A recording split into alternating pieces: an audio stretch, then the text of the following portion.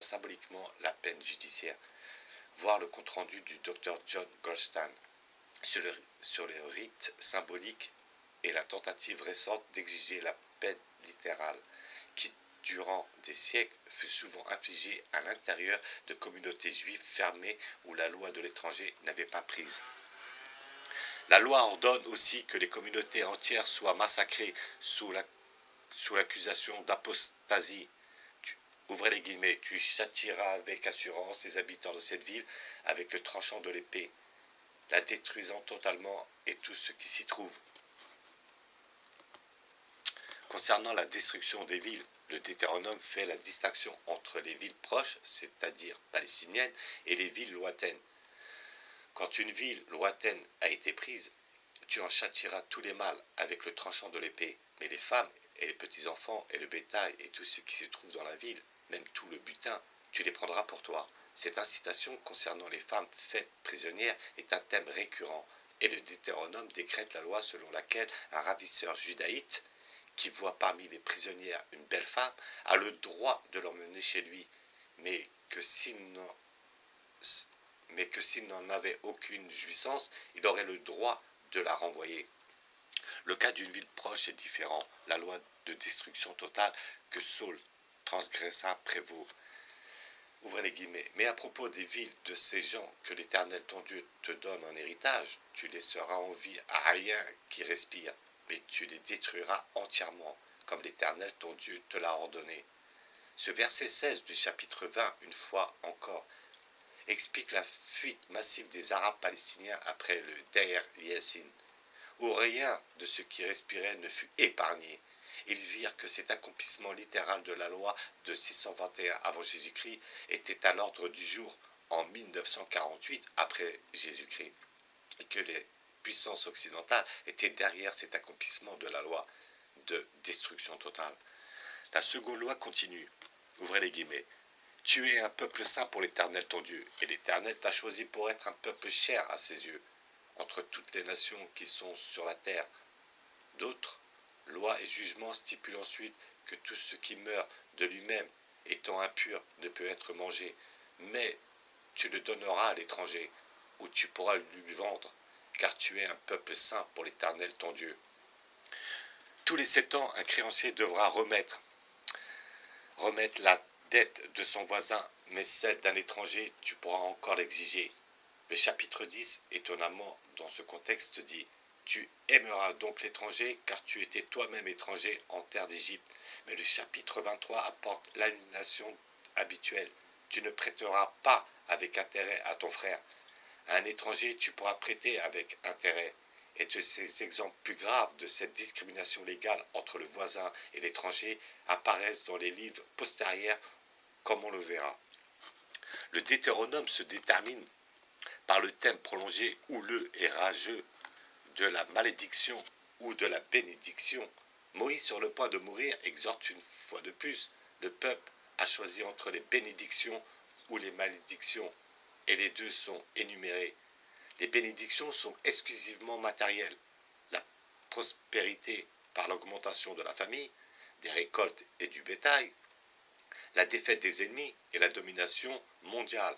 Ouvrez les guillemets, l'Éternel ton Dieu t'élèvera au-dessus de toutes les nations de la terre. L'Éternel fera de toi un peuple saint pour lui.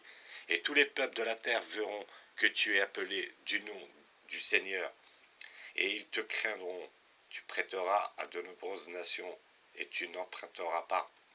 Et l'Éternel fera de toi la tête et pas la queue. Et tu seras uniquement au-dessus et pas en dessous. Ces bénédictions s'étendent sur 13 versets, les malédictions sur quelques 50 ou 60.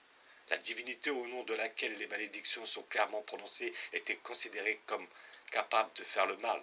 En fait, cela est explicitement mentionné dans un livre postérieur, Ézéchiel, comme on le montrera. Le judaïsme littéral est en définitive basé sur la terreur et la peur.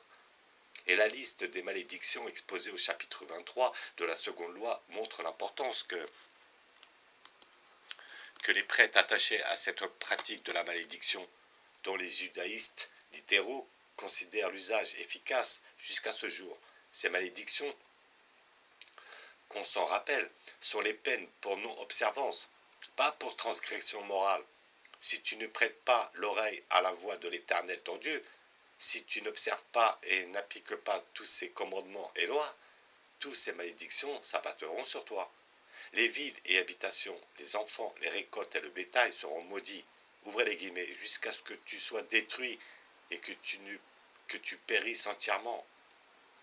La peste, la lèpre, les inflammations, le mildiou, les ulcères, les hémorroïdes, les croûtes, les démangeaisons, la démence, la famille, le cannibalisme et la sécheresse sont spécifiés. Les épouses des hommes coucheront avec d'autres hommes, leurs enfants mourront en esclavage, tous ceux qui resteront chez eux seront dévorés par leurs parents, le père et la mère se disputant leur chair et refusant que les enfants encore en vie y touchent. Ces malédictions étaient incluses dans le bannissement ultime quand il était prononcé contre les apostats jusqu'à une époque relativement récente et sont probablement en usage aujourd'hui dans les places fortes de la communauté juive talmudique. Les maladies et les catastrophes devaient punir le peuple. Si tu n'observes pas et ne mets pas en pratique toutes les paroles de cette loi qui sont écrites dans ce livre, dans la crainte de ce nom glorieux et redoutable, l'Éternel ton Dieu, j'en appellerai au ciel et à la terre pour témoigner contre toi. J'ai mis devant toi la vie et la mort, la bénédiction et la malédiction. Alors choisis la vie, afin que toi et ta progéniture viviez à jamais. Telle était la vie et la bénédiction que les Judaïtes, rassemblés au temple en 621 avant Jésus-Christ, furent exhortés par leur chef de clan Josias, le porte-parole des prêtres, à choisir au nom de Jéhovah et de Moïse. Le but et la signification de l'existence sous cette loi mosaïque était la destruction et l'asservissement des autres par amour du pillage et du pouvoir. À compter de ce moment-là, Israël dut sans doute s'estimer heureuse d'avoir été déclarée morte et d'avoir été exclue d'un tel monde à venir. Les Israélites s'étaient mêlés au courant plein de vie de l'humanité. Les Judaïtes restèrent échoués sur ces rives, aux mains du pouvoir des prêtres fanatiques qui leur ordonnaient sous peine de toute cette malédiction de détruire. À la terreur inspirée par toute cette malédiction, les Lévites ajoutèrent aussi la séduction.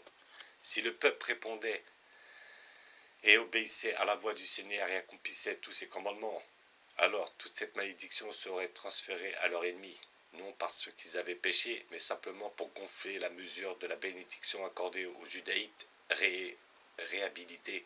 Dans ce principe, le Deutéronome révélait on ne peut plus clairement le statut attribué aux païens par la seconde loi.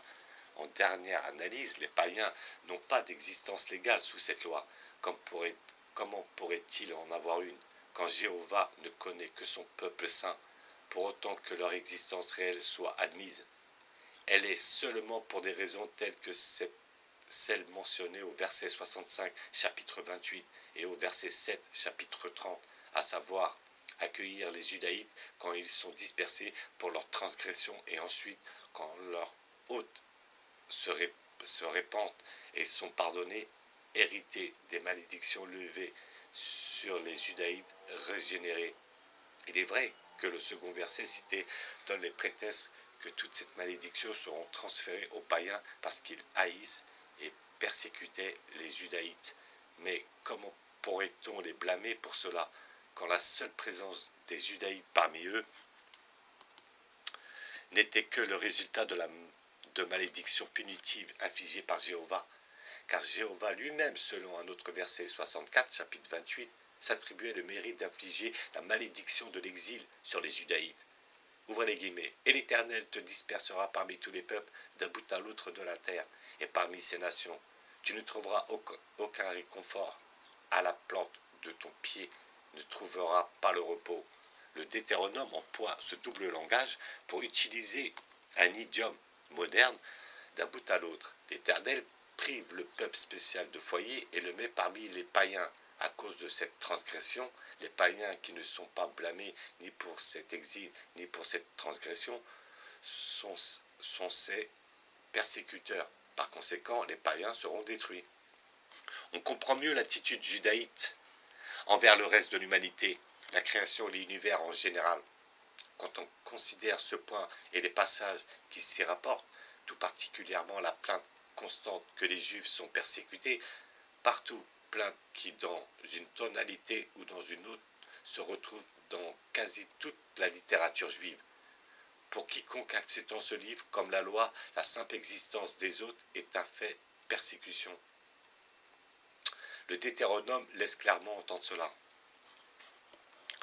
Le juif le plus nationaliste et le juif le plus éclairé s'accordent souvent sur une chose. Ils ne peuvent réellement considérer le monde et ses affaires que sous un angle juif, et vu de cet angle, l'étranger semble insignifiant.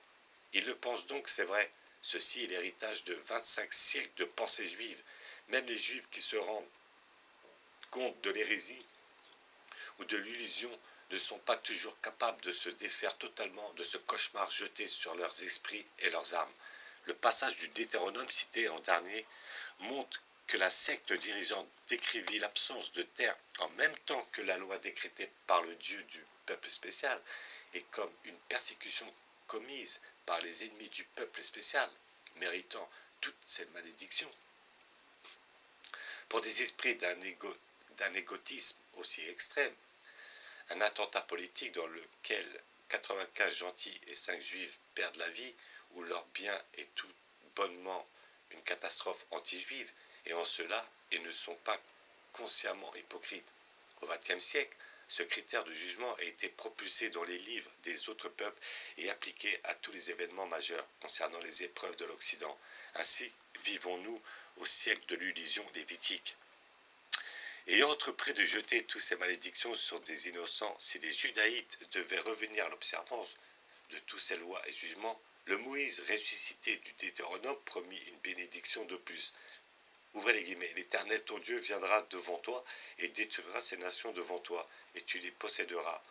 Et enfin, il lui permit de mourir en terre de Moab. C'est dans la loi mosaïque que l'idée destructrice a pris forme, idée qui devait menacer la civilisation chrétienne et l'Occident, qui étaient tous les deux inconcevables à l'époque. Durant l'ère chrétienne, une assemblée de théologiens décida que l'Ancien et le Nouveau Testament devaient être réunis dans un seul livre, sans aucune différenciation, telle la tige et la fleur, et non tel un objet immobile et une puissance irrésistible.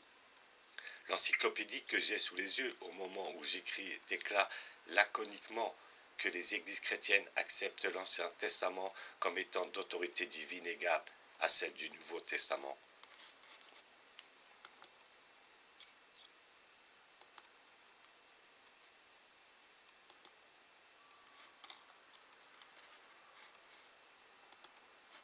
Cette acceptation inconditionnelle couvre la totalité du contenu de l'Ancien Testament et pourrait être la source originelle de beaucoup de confusion au sein des églises chrétiennes et de beaucoup d'affolement parmi les masses qui recherchent le christianisme, car le dogme exige la croyance simultanée entre les choses contraires.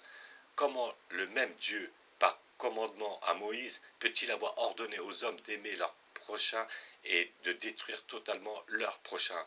Quel rapport peut-il y avoir entre le Dieu universel et aimant de la révélation chrétienne et de la divinité maudissante du Deutéronome?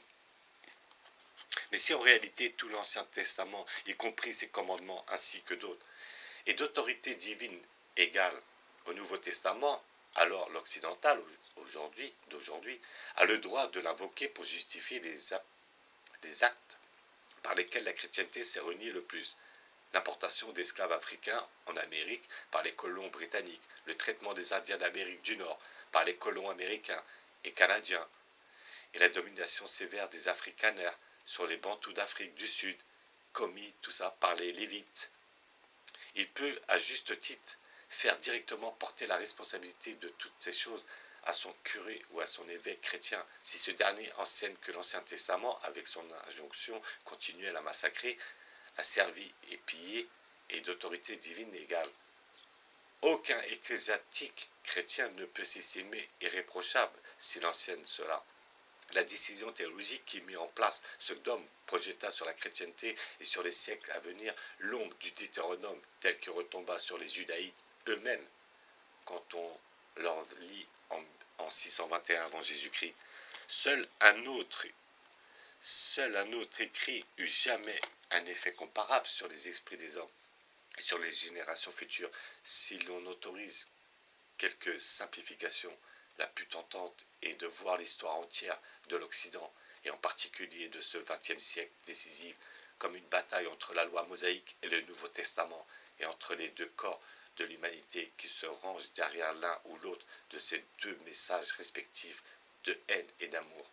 Dans le Deutéronome, le judaïsme est né, mais il serait mort-né, et on n'aurait peut-être plus jamais entendu parler du Deutéronome si cette question n'avait dépendu que des Lévites et de leurs judaïtes prisonniers. Ils n'étaient pas nombreux, et une nation 100 fois plus nombreuse n'aurait jamais pu espérer imposer cette doctrine barbare au monde par la force de son seul pouvoir. Il n'y avait qu'une façon pour que la loi mosaïque puisse gagner en vie et en puissance et devenir une influence perturbatrice dans la vie des autres peuples durant des siècles à venir. C'était si un étranger influent parmi tous ces étrangers qu'il fallait encore maudire, un roi puissant de ces païens qu'il fallait encore détruire, la défaite avec armes et richesses.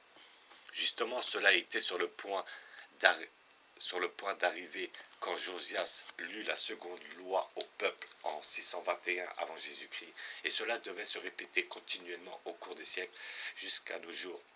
L'invraisemblance gigantesque de la chose se confronte au fait que tout aussi important et démontrable que c'est pourtant bien ce qui se passa.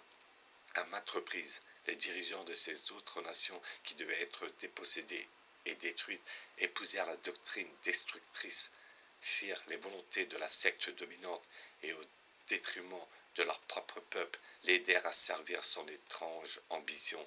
Environ 25 ans après la lecture du Deutéronome à Jérusalem, Juda fut conquise par le roi de Babylone en 596 avant Jésus-Christ. Environ, à l'époque, l'affaire avait tout l'air d'être terminée, et à vrai dire, c'était une affaire insignifiante en elle-même. Parmi les grands événements de cette période, Juda n'exista plus jamais en tant qu'État indépendant. Il n'était les Lévites. Leur seconde loi à l'aide étrangère, les Judaïtes, comme les Israélites, auraient fini par s'impliquer dans l'humanité. Au lieu de cela, la victoire babylonienne fut le début de l'affaire, où des conséquences énormes pour le monde. La loi, au lieu de mourir, devint plus forte à Babylone, où pour la première fois un roi étranger lui donna sa protection. Le permanent État dans les États, nation dans les nations fut projeté. Une première dans la vie des peuples, la première expérience d'usurpation de pouvoir et de contrôle sur eux fut acquise. Beaucoup de souffrances pour les autres peuples se tramaient alors. Concernant les judaïtes ou les judaïstes et les juifs qui en émergèrent, il semble qu'ils héritèrent de l'avenir le plus malheureux qui soit. En tous les cas, ce n'est pas un homme heureux, même s'il s'agit d'un écrivain juif actuel, Maurice Samuel, qui 2500 ans plus tard écrivait, ouvrez les guillemets, « Nous les juifs, les destructeurs resteront les destructeurs à jamais. Rien de ce que les gentils feront ne répondra à nos besoins et nos exigences. » À première vue, cela semble railleur, venimeux, éhonté. L'étudiant appliqué de la controverse du sionisme découvre que cela ressemble plus à un cri de désespoir, tel que la loi mosaïque doit en arracher à tout homme qui sent qu'il ne peut échapper à son impitoyable doctrine de destruction. J'en ai fini avec ce chapitre, et prochainement, si Dieu le veut, je reprendrai au chapitre 4 avec d'autres ouvrages en parallèle pour faire le clair dans tous ces récits. Chapitre 4, ça sera la force des chaînes. Merci à vous.